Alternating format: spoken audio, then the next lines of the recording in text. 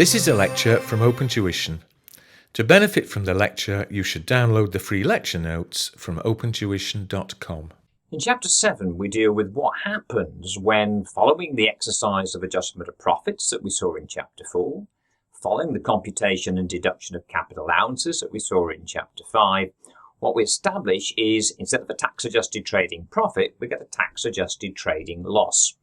Now, what we should already know about that is if we do so, then we get a nil assessment in terms of our income tax computation. We never put a bracketed a negative figure onto that income tax computation. It will be a nil assessment.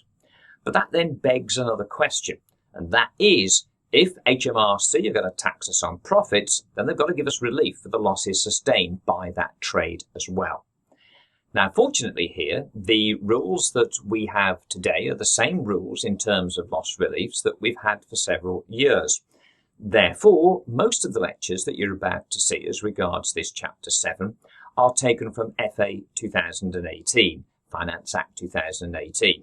Obviously now, for us, from June 2020 through to March 21 exams, we're dealing with Finance Act 2019. Now, in the first lecture that you're about to see that follows on from this brief introduction, there will be a class example that I use where, as we saw in our very first introduction, I think our very first lecture on tax in Chapter 2, if I take you back to that, we saw a pro forma income tax computation. And we saw on that pro forma income tax computation where the trading losses could interact. We saw here that a trading loss brought forward that was still unused from a previous period of loss would go directly against the trading profit of this period. And what we also saw was down here, what we loosely described there as other trading loss reliefs. You're about to find out exactly what those reliefs are. They would be deducted from total income before getting net income, before then moving on to taxable income. And when such questions arise, they often ask us to compute the taxable income figures after the loss reliefs have been used in the most effective way or in the manner prescribed within the question itself. Now, what you're going to discover is that in the class example that I use, given that it was for 1819 and not the 1920 tax year, then this personal allowance down here was a different number. And that figure last year was £11,850 rather than the current £12,500. So when we take you through that example, understand that although there for 1819 the personal allowance is, as I've said there, £11,850, we of course in 1920 will be using £12,500. So although the number is different, the principles are exactly the same. What will also happen in some of the examples in later lectures where we do have these differences, I will rework those examples with you in these lectures. So in this particular lecture coming up, you will see reference to a personal allowance of £11,850, as I've just mentioned. Sometimes these questions, as they're getting you to do an income tax computation, go on from taxable income to compute tax liability. And we know that we go through a basic rate band and then up into higher rate. Well, again, back in the 1819 tax year, under Finance Act of 2018, it was a different, a slightly lower basic rate band limit to that which we have now. You know, at least I hope you know, that in the current year 1920, it's £37,500 as the basic rate band limit. Well, back in 1819, it was just £34,500. So when you hear reference in that class example, it doesn't make any difference in terms of what we're doing, but to the basic rate band of 34,500 and a personal allowance of 11,850, just remember that's for 1819. We will be using in 1920, as you'll see in later examples, our up-to-date personal allowance of 12.5 and basic rate band limit of 37,500. Okay, at this point, therefore, I'll hand you over to me again in the last year's lecture 1, to take you through the introduction to the use of those losses, and then I'll talk to you again at the end of this particular lecture. Well, as you'll see now on the title to Chapter 7, we deal with tax-adjusted trading losses. Here, of course, we're dealing with income tax, so we're only dealing with individuals, not companies. Corporate tax and corporate tax losses, that will await us later in our studies. Now, back in Chapter 2, we saw how we would include on the income tax computation the tax-adjusted trading profit of an individual. The basis of assessment we learnt in the previous chapter, Chapter 6, as ongoing businesses will be assessed on a current year basis. Remember that CYB, that current year basis. If any of that is a problem to you, before you go back into this chapter and continue with this lecture, it'd be a good idea to remind yourself of what they had as our bases of assessment. That includes not just the ongoing business, where it was CYB. Let's just remind yourself of that. If, for example, a trader had produced accounts for the accounting year ended, shall we say, 31st of December 18, then using the CYB, current year basis of assessment, in which tax year would that tax-adjusted trading profit be assessed? What did CYB mean? Well, no, it's current year basis, but what does that mean? It means, of course, that we assess for any given tax year the tax-adjusted trading profit of the accounting year ended in the current tax year. Ended in the current tax year, hence CYB, current year basis. So all we have to do is look at that one date, the year-end date, ask ourselves, of course, the question, in which tax year does that end? Does it fall? Well, that falls, of course, in the 1819, the 2018-2019 tax year. So we know that the tax-adjusted trading profit of that period would be assessed, would be included on the income tax computation for 1819 tax year. What we also saw in the previous chapter, and will be relevant again in dealing with this chapter, is, of course, we are sometimes asked to deal with not just a normal ongoing business that has been trading and continues to trade, but one that is either a new business, a startup situation, or where we see a cessation of trading. So we deal with either opening year's assessments or closing year's assessments. Now, again, it is important to know those because some of what we do here is underpinned by understanding those bases of assessment. But up until now in this chapter, when in Chapter 4 we dealt with the adjustment of profit, it was an adjustment of profit, i.e. we started with the net profit as per the P&L account, and we adjusted it to make it acceptable for taxation purposes. So what did that involve us doing? Remember, it was an adjustment of profit, so we didn't start from scratch and produce an entirely new taxation P&L account. No, what we did, of course, was to adjust the accounting profit provided to us. And how did we do that? Well, an adjustment will mean either adding to the accounting profit or deducting from that accounting profit. It was a series of pluses and minuses, and of course maybe zeros. If, as is likely in an exam question, you are asked in a written question anyway, in section C, to deal with an adjustment of profit exercise, then you have to deal with all items listed within the question, all items on the statement of profit or loss, and if they do not require an adjustment, then you specify that with a zero. But otherwise, any adjustment to that net profit figure will be a plus or a minus, an add back or a deduction. So we learnt that there were many expenses indeed that, though allowable for taxation purposes, might not be allowable for tax. The most obvious one, of course, was depreciation. Perfectly allowable for accounting purposes, not allowable for tax. But we discovered, of course, that in relation to this adjustment of profit exercise, this add back and deductions from accounting profit to get an adjusted trading profit for tax purposes, that in relation to depreciation, though it was disallowed, what did we replace it with? Well, that's what Chapter 5 was all about. That was the capital allowance system, whereby we all work according to the HMRC basis, their system of capital allowances, the system by which tax relief is given in relation to capital expenditure incurred. Of course, it has to be qualifying capital expenditure on qualifying plant and machinery as defined. But you put those two things together, Chapter 4 and Chapter 5, you have a tax-adjusted trading profit. In Chapter 6, as we've just discussed, We then learned how we related any figure of tax-adjusted trading profit to a tax year in which that profit would be assessed, and whether that was normal CYB or starting opening year's rules or closing year's rules. There, we were always able to establish an assessment for any given tax year, right from the very first tax year all the way through to the very final tax year. But of course now there's a very big difference. For now, having done the adjustment of profit, having computed and deducting capital allowances, what we end up with is not a tax-adjusted trading profit, but of course a tax-adjusted trading loss.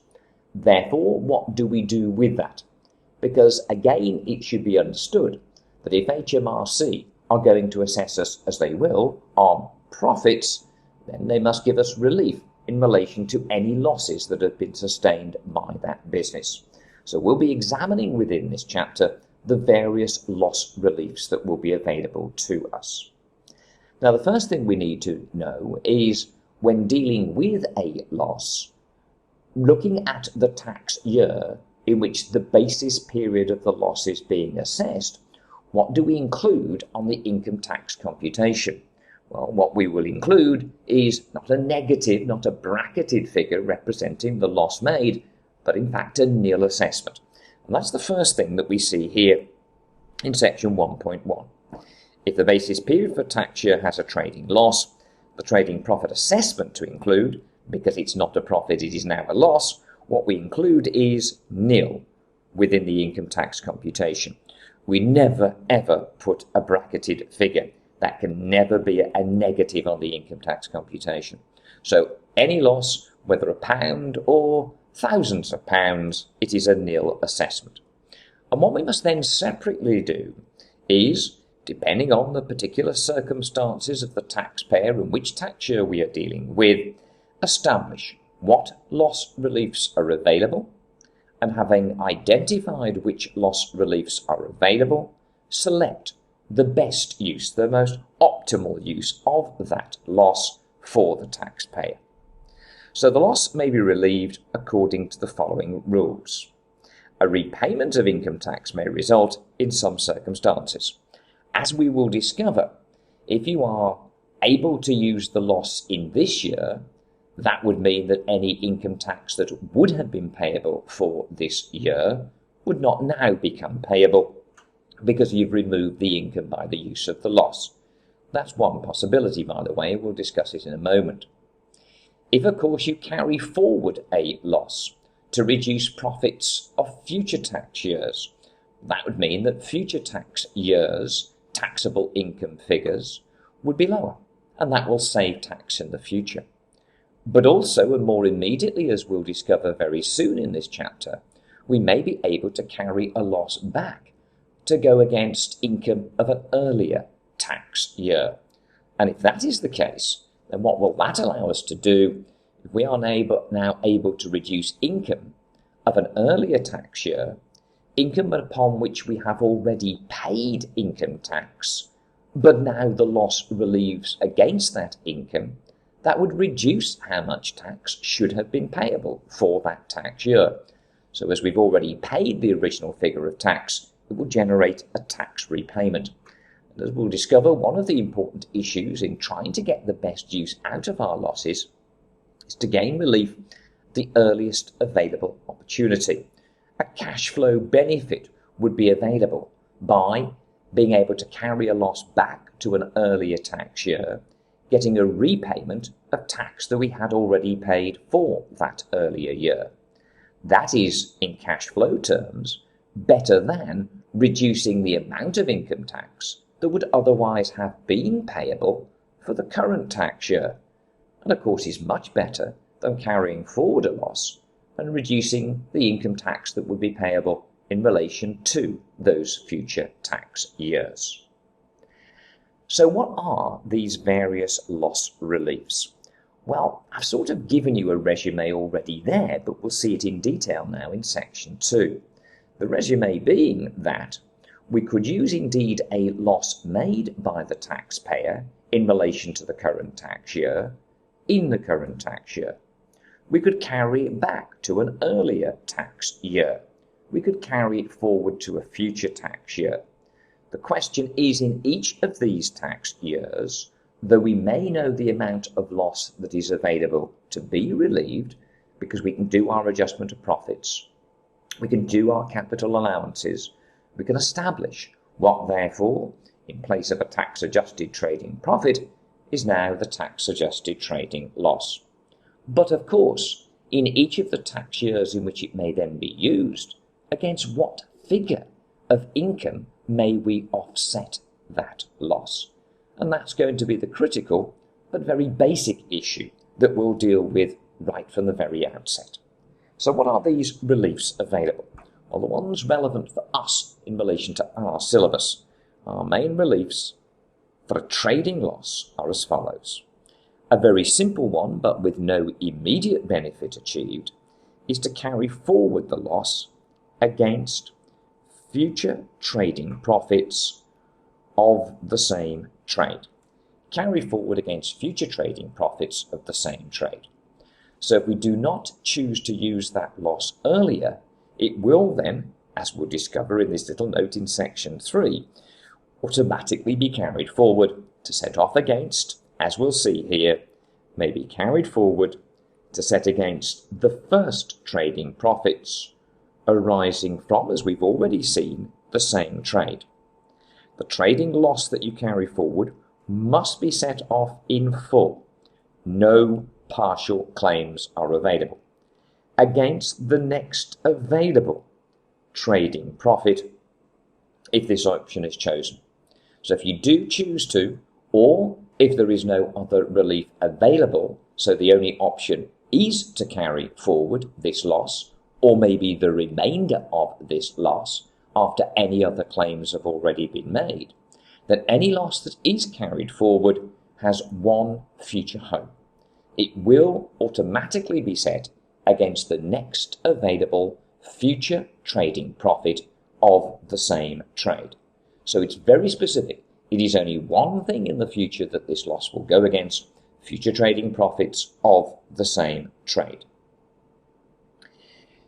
If, of course, we're able to use some but not all of that loss in, say, the next year or the year after that, then any loss that still remains after such a use continues to be carried forward until further profits arise. It will automatically go against the next available future trading profits. And so long as that same trade continues, then that loss may be carried forward indefinitely. If the trade ceases, then that loss will lapse at that point in time. If we have not otherwise been able to use it, then on cessation, then there is no future same trade to carry it forward to. Any unused losses at that point in time will then sadly lapse. Okay, so a very simple relief, but probably not the first one we would choose to use because we have to wait around before we get any benefit from it. There's no immediate cash flow benefit to the individual. A more immediate relief is here in section 2b. Relief against total income. Now remember what I said a moment ago. The issue about these different loss reliefs is having got the amount of loss available to be relieved, knowing that we may relieve it in a current tax year, an earlier tax year, a future tax year, then in any of those tax years, against what figure of income will it go? Now, if we carry forward, it's very specific. It is future trading profits of the same trade. So that one and only figure on the income tax computation against which it may go, future trading profits. But now, relief against total income, again, remember, if you can't remember, go back and look at your pro forma income tax computation in chapter 2 there and see what total income is. It's pretty obvious. It's the summation of all of your earned and then unearned income prior to any deductions from that total income figure. So relief against total income of the current tax year and all the preceding tax year. So here there is choice. we can go against the total income of the current tax year, or the preceding tax year, or current and preceding tax year.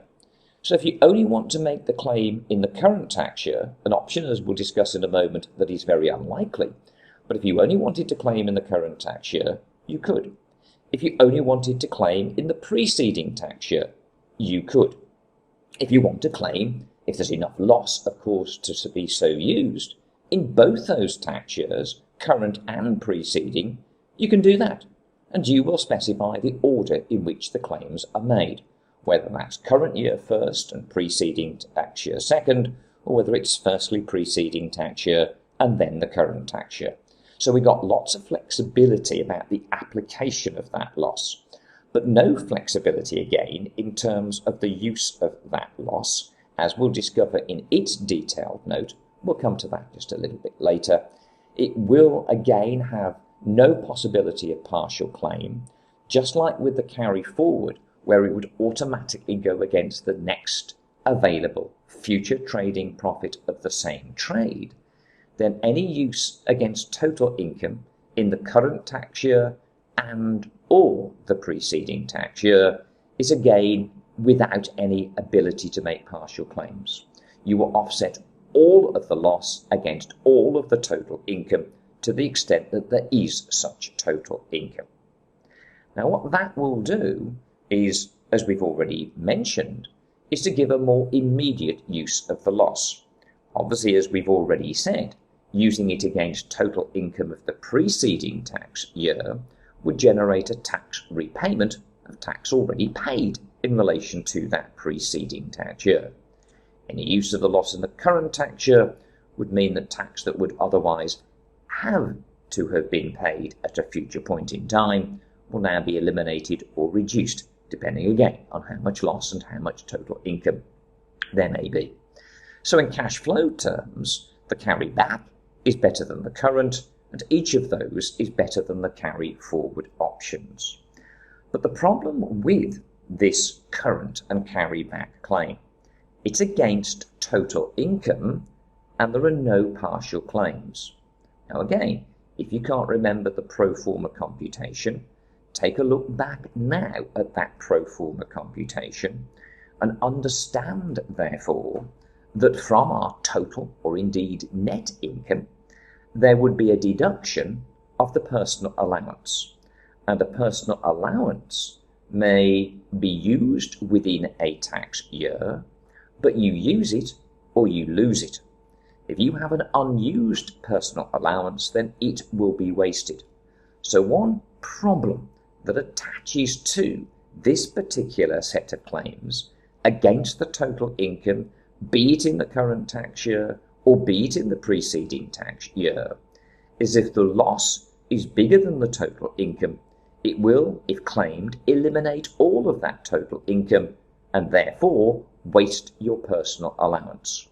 You would be using a loss, the benefit of which, if not used in that year, could at least be carried forward for use in a future year. You'd be choosing to use that loss rather than the personal allowance. Because if you waste the personal allowance, then you've lost it. So it would be far better, of course, to preserve the use of the loss and eliminate any total income by the deduction of your personal allowance. So then we have a problem as regards what may be the best application of this loss. But the rule is very simple. We can make claims against the total income of the current tax year and or the preceding tax year. No partial claims available. Whatever is the loss goes against your figure of total income. But you get to choose whether to make a claim in just the current year, just the preceding year, or if in both, which way round you would wish to have it. Now, before we go any further, I would ask you just to pause, and if you haven't already, have a little look back at that pro forma income tax computation at the beginning of Chapter 2, because you will see reference on there to loss reliefs. It hasn't been important until now. It's merely been a by the by, an aside there that, oh yeah, if there were losses, this is where they're relieved. Now, I need you to look at those because that will inform the use of these losses within this chapter. So do that now, please. Okay, well, hopefully you have reminded yourself of this, the pro forma income tax computation, and picked up what I was referring to a moment ago. That is, there are 2 points on this pro forma computation where those trading loss reliefs may be involved and come into and reduce the income of any tax year. First of all, the most simple of the loss reliefs, this one at the top, any trading loss relief brought forward. Now, the first one we looked at was the ability to carry forward a trading loss and set it off against purely one thing, future trading profits of the same trade. So if you're involved in a Section C question that involves losses and you have to demonstrate the use of that loss, then you make very certain that in your answer you show any brought forward, any carried forward trading loss directly being deducted from the trading profit against which it may only be offset. We don't want to see those trading loss reliefs brought forward being offset down here along with the other trading loss reliefs. No, any trading loss brought forward is only going to be offset against the future trading profit of the same trade. So that up here is where it must feature. And of course, what it will do is potentially take out all of any future trading profit should that loss be bigger than that future trading profit. And so far as the trade concerns, as long as it's the same trade that continues, any unused losses will continue to be carried forward to offset against those future trading profits. So that's where your carry forward loss relief will apply. But as we were just discussing a few minutes back, we have a more immediate relief that goes against total income. And that relief will apply in either the current tax year or the preceding tax year. The current tax year, that being the year of loss. We had an example, did we not, again to illustrate the use of our, just show you, bases of assessment here, that if you had a year ended 31st of December 18, that would be assessed in 1819, and if that was a loss figure, then you'd have a nil assessment for the 1819 tax year. That would be the current tax year, meaning that these loss reliefs would be available to be offset against the total income of the current tax year, 1819, and or against the total income of the preceding tax year. Well, obviously, if the current tax year is 1819, then the preceding tax year must be 1780. So it's a simple enough exercise to identify the tax years to which we refer. So, coming back to our pro forma, whether we are dealing with the application of this loss relief, or these loss reliefs, I should say, in either the current tax year or by carry back to the preceding tax year, it is here that that loss relief is applied, i.e. against total income. Now, although it's not very likely, other than maybe in a Section A objective testing question, if you did have some qualifying interest payments being made by the taxpayer, then those too are deductions from total income. But you'll see the order here, we do indeed deduct that qualifying interest first from total income and only then bring in our trading loss reliefs. And that in fact works out to be a good order in which to use those deductions, but it is the trading loss reliefs, the current year and the preceding year claims will be made after having deducted any such qualifying interest payments made. So we now know where those loss reliefs will show on our pro forma computation. Right, that said, let's just go back to our Chapter 7 and look at the theory behind, the wording, the narrative behind these loss reliefs against total income in the current and or preceding tax years. Now, there'll be little that is new to you here, given what I've already said, but let's just go through this. As we know, a trading loss may be relieved against total income, as I've just said, after any qualifying loan interest payments, though that is probably not likely in a written question, either in Section C or the application of with an OT question in Section B, probably only a Section A question, but that is the order. And it goes there, a trading loss against total income of the tax year of loss. We now know how to work out the tax year of loss. We'll see another example in a moment here. If we look at that now, a loss, for example, for the year ended 30th of June 18. Right, accounting year ended 30th of June 18. We've got a tax-adjusted trading loss now for that accounting period. When would that be assessed? Using CYB. When does that date end? It ends in the 18-19 tax year. That is your year of assessment. That is the current tax year. So the loss of that year may be relieved against total income of the current tax year, 18-19, the tax year of loss using our normal CYB basis, and or the preceding tax year, which must therefore be 17-18.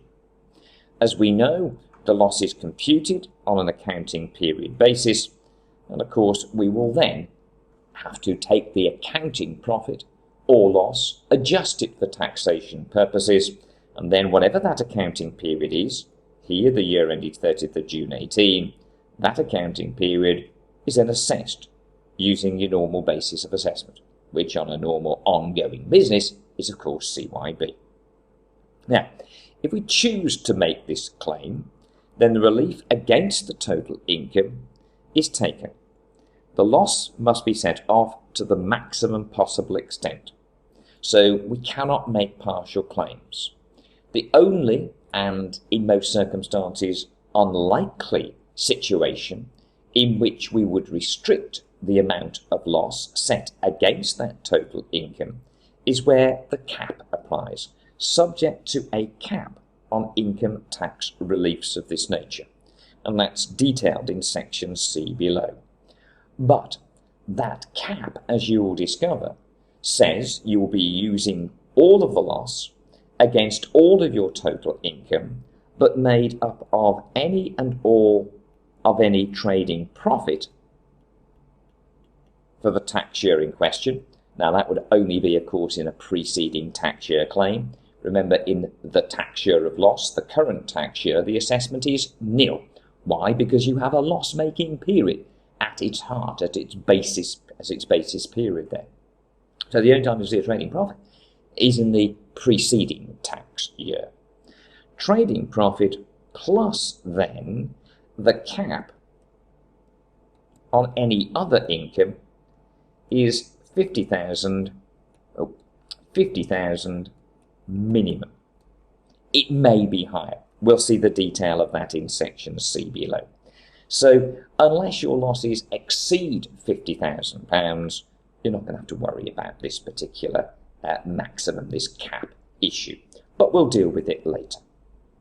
What we do know is it does go against total income, and subject to the application of that cap, if the loss is bigger than the total income, then all of the total income will be taken out by the use of the loss, which means there will be no net income remaining for you to use and deduct against that net income your personal allowance.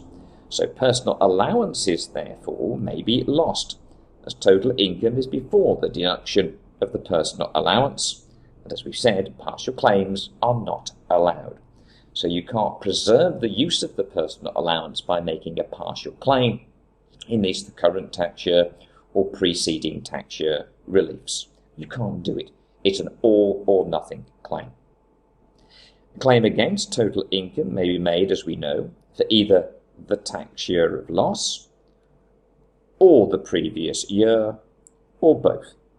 The 2 years are treated separately, and therefore a claim is required for each such year.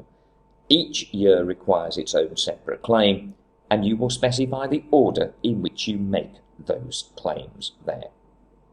Okay, that's all the theory. Let's now have a little look at an example that I've set up here for you. So if you now just pause and actually copy down the information here, what you'll see before you do pause here is that we're looking at 3 tax years in order: 1718, 1819 and 1920. And you will discover that critical information there, a nil assessment in relation to trading income. Why is it a nil assessment? Because, of course, whatever was the accounting year ended in that tax year 1819, the current tax year, that adjusted accounting figure gave you a tax-adjusted trading loss. Now, whether you started with a profit figure, whether you started with a loss figure and made it bigger via the adjustment of profits, doesn't matter, but you've ended up with a tax-adjusted trading loss. And whatever that figure may be, you do not show that as a bracketed figure here within your income tax computation for that tax year. Instead, it is a nil assessment. Thankfully, as you will see from what we have here, is it's a one-off. That in the previous year, we were profitable, very profitable, £50,000 such tax-adjusted trading income. And in the next tax year, we're not as profitable, but we are still profitable, with a £26,000 tax-adjusted trading profit. And to make life more, shall we say, interesting, we've got some other sources of income here. We've got property income, and their BDI, that is bank deposit interest, i.e. savings income. We can see the numbers there. We've then left a space for you to include total income.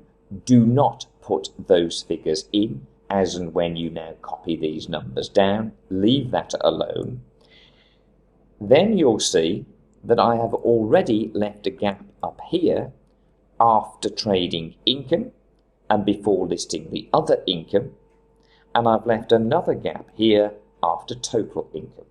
So whenever you're dealing with loss reliefs in an income tax computation, just automatically do this. If you're dealing with a Section C pro forma, or even if you're doing your own little working to back up your answer to an objective testing question. Leave a gap after trading income, leave a gap after total income. Why? Because if any part of a loss is carried forward, there is your current tax year, your tax year of loss. So if it's carried forward, that is where any trading loss carried forward would be deducted against future trading profits of the same trade.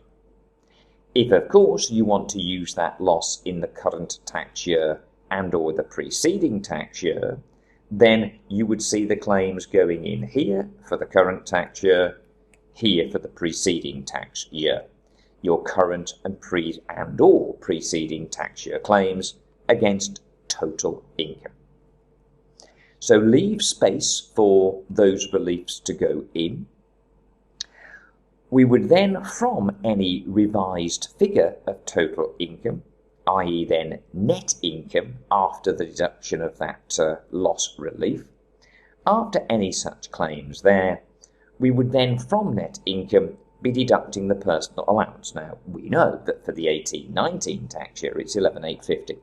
What any question would do where it asks you to deal with other than just the current tax year, and it is going to ask you to deal with, I think, other tax years than just the current tax year, they'll tell you just to assume that the current 1819 tax year's personal allowance is relevant in all tax years.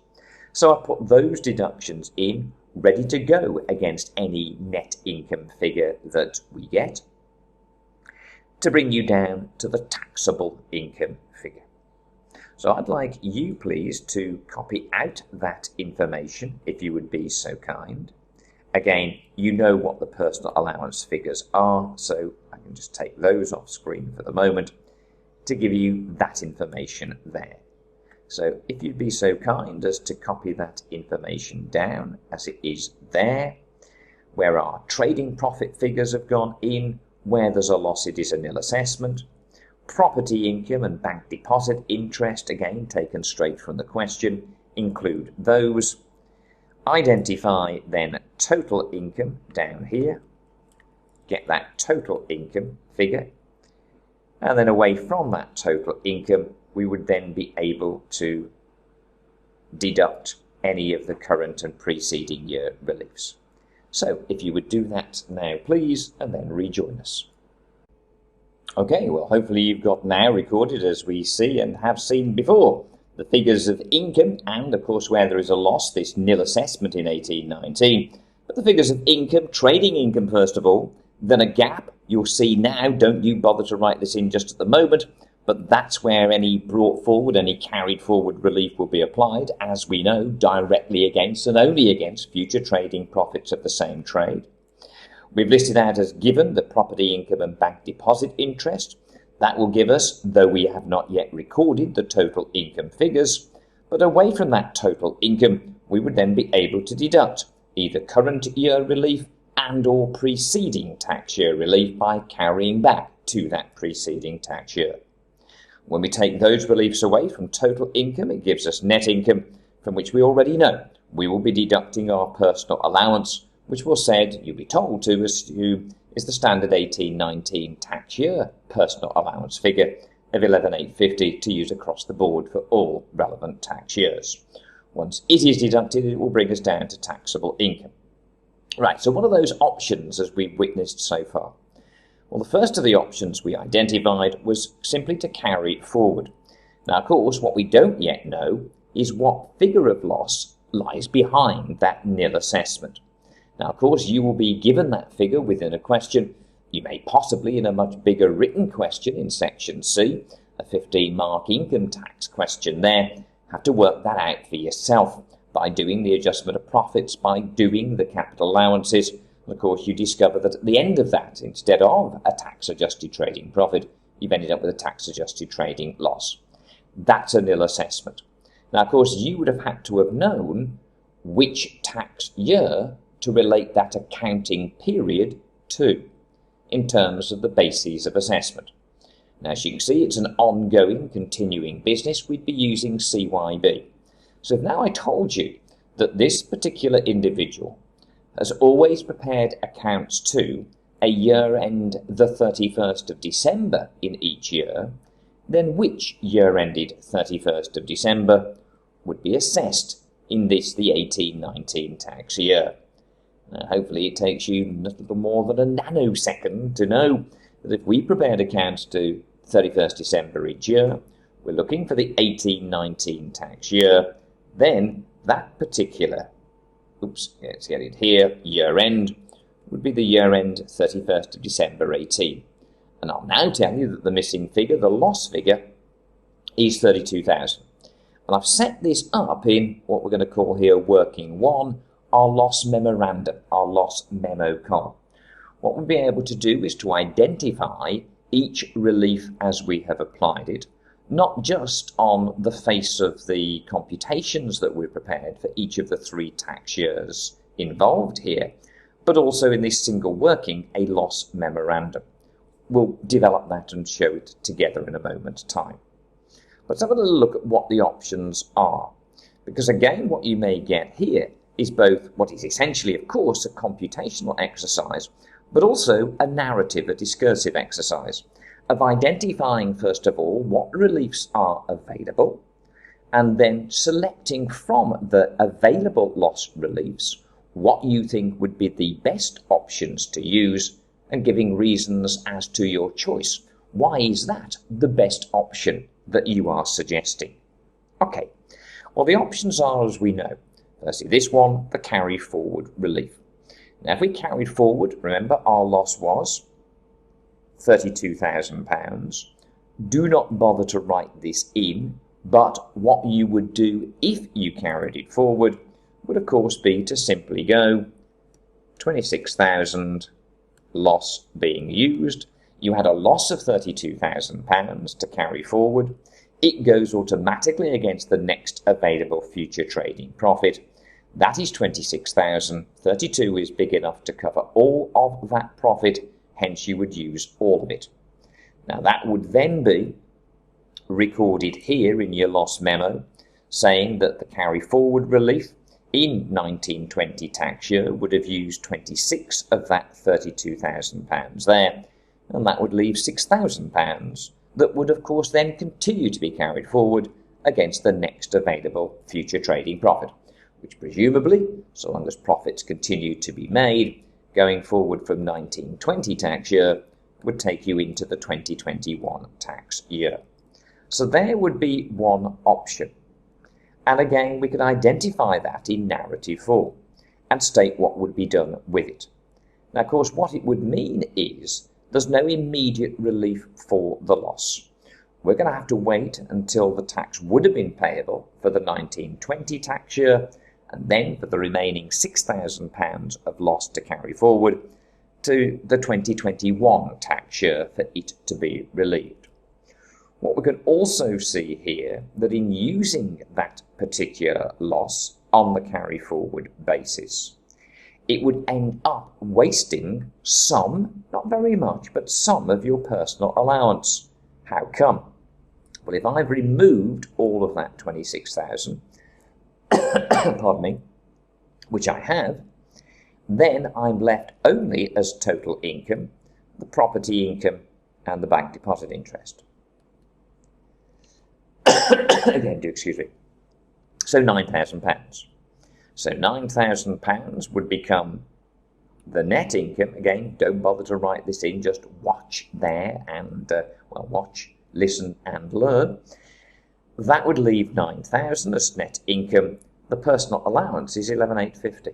So I've wasted some of that personal allowance. So some of the loss that I have used is taking out profit income that would not have been taxed anyway, because it would have been covered by that extra personal allowance. 11,850, there's only £9,000 of income remaining against which to offset it.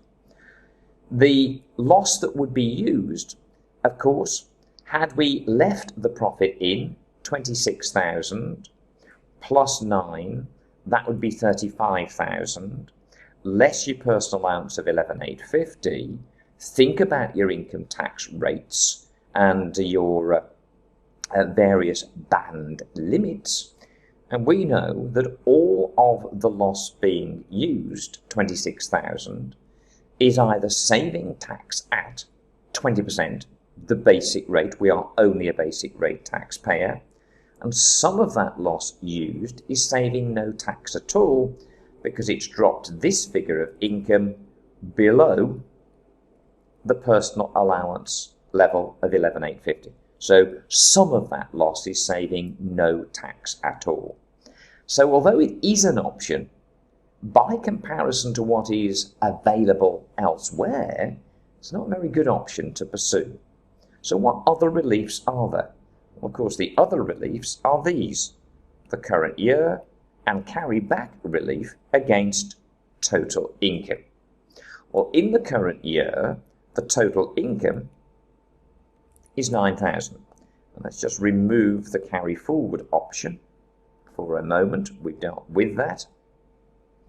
We've seen it's a possibility, but it's not going to be a particularly good use of that loss.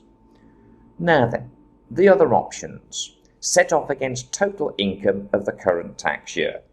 Well, you tell me, do you really think that that current year claim is of any use whatsoever? Look at what the current situation is. We have total income of 9,000 prior to any loss relief applying. We have a personal allowance of 11,850. What is the current taxable income? It is nil. So there is absolutely no way that you are going to use this current year relief and remove that £9,000 of income. You would be wasting that loss relief, because that income, 9,000, becoming net income 9,000, is already covered, as we've seen, by the personal allowance. Any use of the loss in this, the current tax year, would save nothing. You are wasting the personal allowance, so you're not going to do it. So that, therefore, will be left as it is. Thankfully, the claims that we're talking about against total income are to set off against the total income of the current tax year and or the preceding tax year. So we don't have to make any claims against this £9,000, and we won't.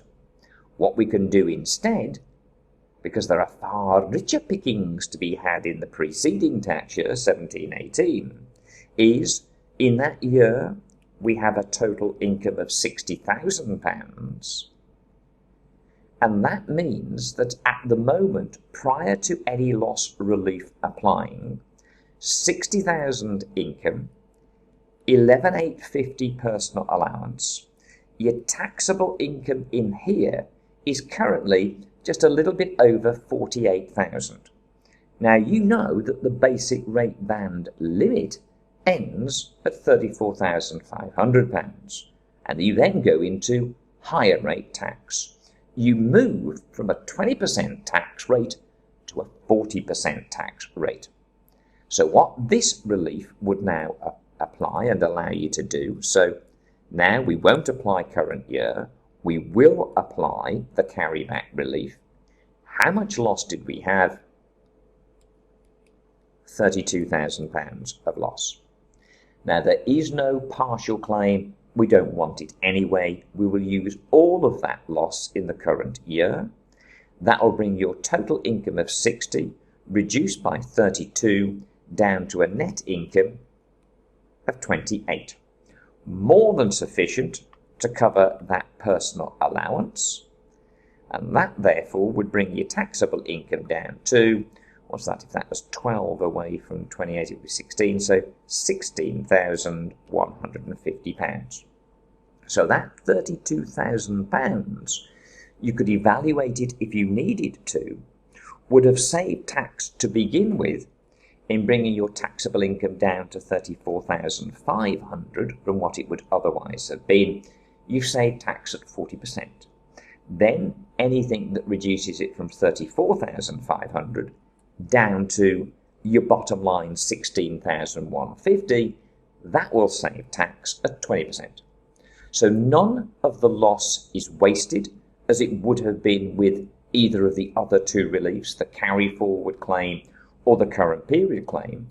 Now none of it is wasted, and the loss that is being used is gaining relief at least partially at 40%.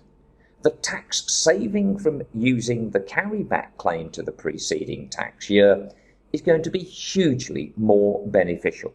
A combination, as we've said, of tax saving at 40% and 20%, as compared to either no tax saving in the current tax year or limited tax saving and only at 20% with a carry forward claim. Plus, if you make this claim for the preceding tax year, remember the cash flow advantage of that as well. What does it do?